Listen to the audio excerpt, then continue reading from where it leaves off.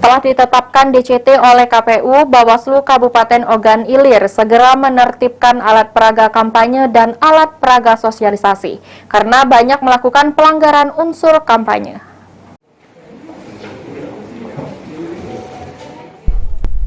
Setelah melakukan pertemuan dengan 18 partai politik dan persamaan persepsi sosialisasi pemilu 2024, Bawaslu Kabupaten Ogan Ilir akan segera melakukan penertiban alat peraga sosialisasi atau alat peraga kampanye partai politik atau bakal calon legislatif yang dinilai telah melanggar unsur-unsur kampanye.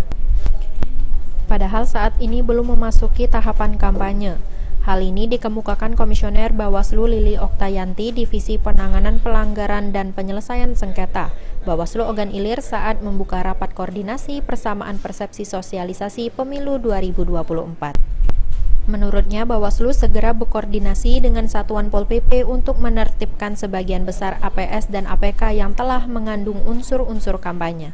Kita terhadap apa-apa saja yang dilarang, apa saja yang diperbolehkan di tahap sosialisasi dan tahap kampanye yang akan datang.